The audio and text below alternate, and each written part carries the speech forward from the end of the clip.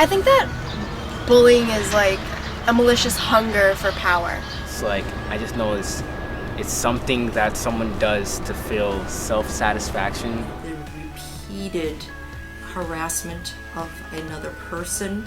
It could be opposite genders, it could be like genders, it could be ethnic races. And it is in the form sometimes of taunting, sometimes of name calling, sometimes of physical assault. And there is also cyberbullying where it happens on the internet and social networks. Is somewhat of an outlet for some students, for kids that feel like they don't necessarily fit in, so they pick on kids that also don't fit in, so they feel better about not fitting in. Verbal or physical abuse due to the self-fact that some people don't like the way that people look, act, or talk, or simple stuff like that. To me, bullying is a repeated and continuous action, words or actions towards an individual or a group of kids.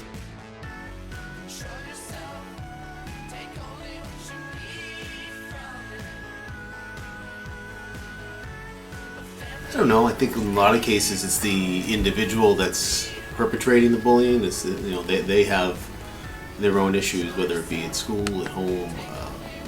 For the bully, insecurities, they're not sure who they are, and because of that they act a certain way and then mistreat others that don't act the same as them. People who I have observed being a bully are usually people who have low self-esteem and people who like to be in control.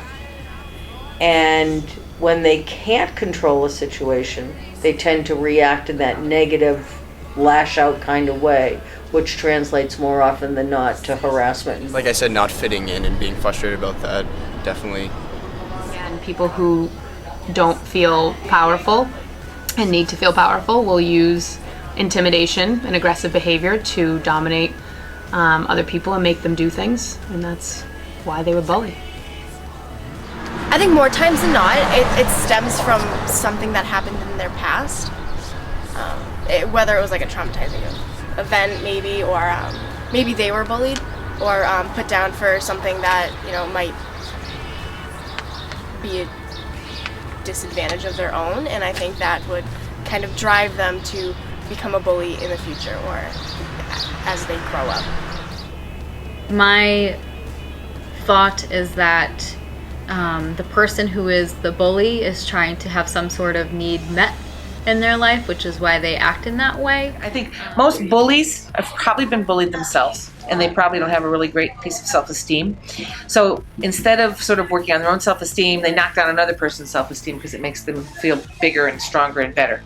And so I think most bullies have been bullied themselves, and that kind of is the cause of it. Because sometimes you can cause bullying to happen to you. Like, there's certain things that you would do. Like, for example, if you were to come into the study here and then just start full up playing Pokemon or Yu-Gi-Oh with your friends and just sitting at the table, like, and if someone says something to you about that, makes fun of you about that, if you're like 16, 17, you're still playing that game, that kind of like, you kind of were asking for it, even though you don't want it. It's still bad to happen, but like, it's kind of just asking for it. But like, if you're just sitting down by yourself and just because you look different or you act different and you get bullied because of that, like, that's just pure, just not called for.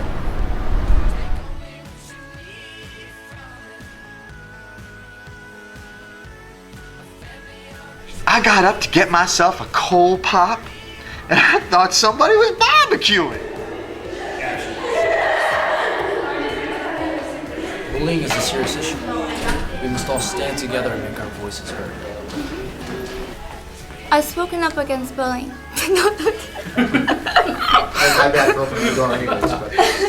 Why'd you let him in? You're doing a good job. Okay.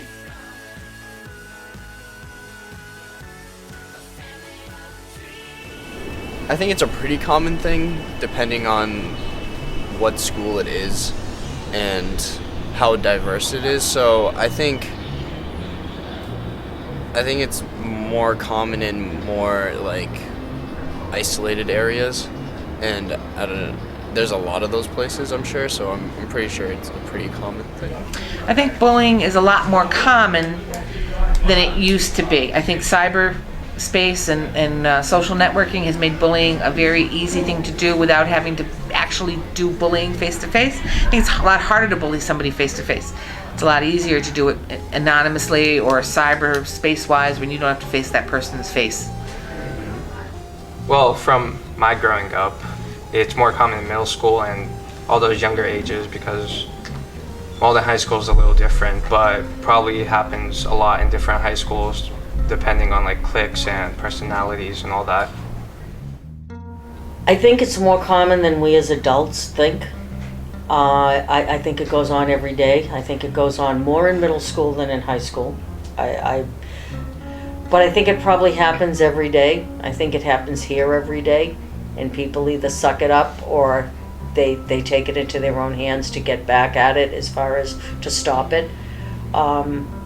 We don't get a lot of reports of bullying, but I do think it's something that happens, unfortunately, in U.S. high schools all the time. I think the off comment, inappropriate comment, or mean-spirited comment is pretty common, and we deal with it. The actual bullying piece, I don't know how common it is. From what I know, not as much as other schools, but I know in America and actually worldwide, bullying is really frequent and common. That if I had to answer that question according to my own experience, I don't believe because of the culture of the school that we have a lot of bullying going on. I don't think that it's non-existent, but I think that we are people who try to get to the bottom of things when we hear about them and try to make an impact on those kinds of things. So I think we avert types of bullying that may happen here at the high school. I think it's more common than we realize. I think it happens constantly with students and adults all the time, and it's maybe rarely defined as such, but I think it's pretty common. I think it's safe to say that every school has their fair share of bullying. It can come in many different forms. Sometimes it's not always physical. It can be like a verbal thing, just like making fun of kids. And it happens online more than anywhere else.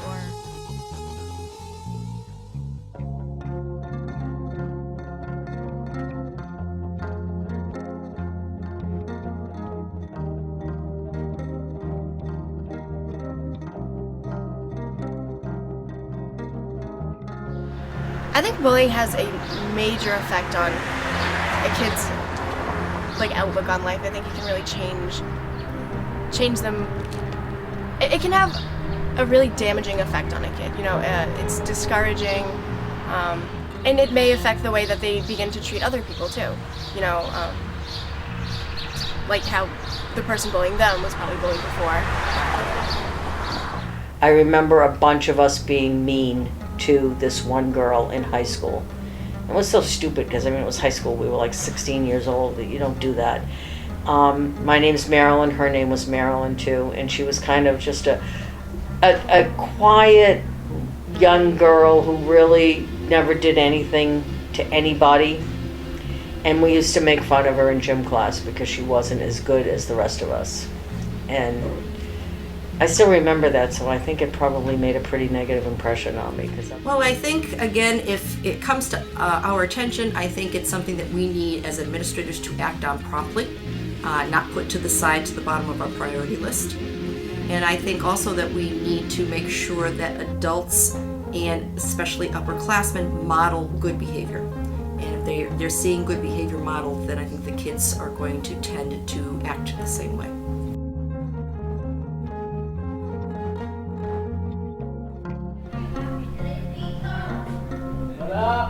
Alright, I'm being serious. Come on. Okay.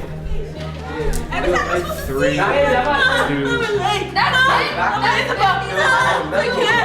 Let's do it one more time. 3, 2. I can't. Oh my god. I'm gonna be the guy.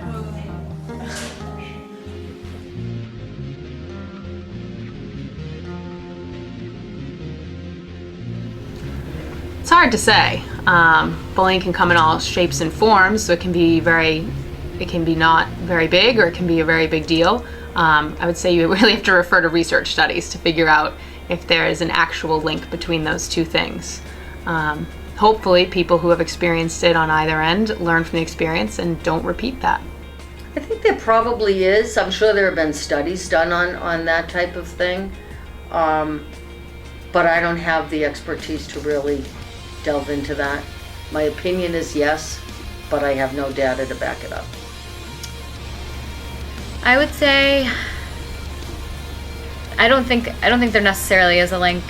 I think what you're trying to get at is that people who experience bullying may end up being antisocial later on in life, and I don't necessarily think that's true. I think it depends case by case what's happening and how long the bullying is occurring, if it's over a long period of time or not a long period of time. So I can't say I think that there's a direct link. I think bullying definitely affects people in a pretty powerful way. So to say that it has a long-term link is really, really difficult, and we'd have to look at the research. But I think even the research would be tough to prove that there is that relationship that happens, because it could be any number of things that cause that to happen in somebody's life. So it's hard to point it directly at bullying. I think there's other things that contribute to that. If a child was bullied, would it contribute to that? Yeah, probably. But I don't know how you could collect data that states that that's the only thing that contributes to that contributes to it. I think it's probably a contributing factor, but I think there are other things that go into an individual that has that kind of behavior. Do I think that it's the only cause for their antisocial behavior? No, I think there usually is some genetic disconnect in those people. But I do think that if you're not treated as a bullied victim or a bully victim, or you don't treat the bully, it will continue into adulthood, and it can impact your adult decisions and your adult behaviors. In my heart, I think students, children, see this behavior modeled in their own homes, and if that's the way they have been taught and haven't been corrected, then that will lead to bullying or harassment in their later years, and probably some antisocial type of behaviors. Hey guys, thank you for watching the Media 2 PSA and documentary. I'm here with Rebecca Brumstein, senior here at Malden High, and Tim Pierre, junior, both of which you saw that were a part of our nice documentary. I have a couple questions for them about their involvement, and here we go. So, Becky and Tim, whatever order you want to answer this, why did you guys choose to be a part of the PSA and documentary? Well, I think bullying is a really important subject matter, and it needs to be addressed, and I don't know, I thought it'd be good to get involved with it, say some stuff about it. Yeah, sometimes people have to hear your opinions on certain subjects, and when it comes to bullying, like, no one really gets to talk about it because no one wants to be like the person that changes the school. Because when you change the school, people tend to get mad. So when you get your chance to like actually do that, and then other schools be able to see it, maybe then people won't mind change. Now that you've brought that up, actually, I have another question for you guys. Do you think that this PSA documentary will actually do anything now that everyone gets to see it? Yeah, certainly. I think, it's very underground in most high schools. Not everybody knows what's going on, and then I think after watching this video, more students will be aware, so they'll be like looking out for it, Yeah, I agree. Because, like, for example, Malden High, you get to see them, you don't think that, there's something happening here. Like, you walk in the hall, it's like everyone's friends, but then even though you're not, like, looking behind you, there could be bullying happening behind you. So it will change people's opinions on how they do eye-opening. All right, and the other question I have for you guys, what did it mean to you guys to be able to do this for the middle schools and for all the high school? Well, for me, on a personal scale or whatever, it's just like it kind of let me realize what happened in the couple of years that I've been living in Malden, and then for other schools, I hope that they will like learn from actually taking into consideration about what's happening, and that bullying is not a good thing, and that you don't look like the cool guy when you bully. You look at kind of like a a-hole, to be honest with you. Sorry to use that language, but that's kind of what it is, because you don't want to be the person who, like, you bully some kid, and then next thing you know, when you're like 30 years old, that person could be your boss, and then next thing they're going to be bullying you. So it's like what comes around goes around. You don't want to have that kind of the chain reaction effect. Yeah. It was nice to be a part of it. It was interesting to explore and talk about. Well, that's all we have time here for, so we're actually going to turn it over to the PSA now. Here is the Media 2 PSA. We stand together.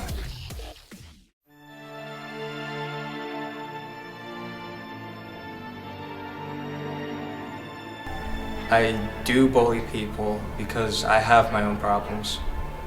You know, man, the thing about bullying is that the effects aren't always so obvious. My friend has been bullied, but I'd wish she'd speak up about it. I've been a witness to bullying, but I haven't done anything about it. I've spoken up against bullying, but not much has happened. I know bullying exists in our schools, but I don't think there's anything teachers can do about it.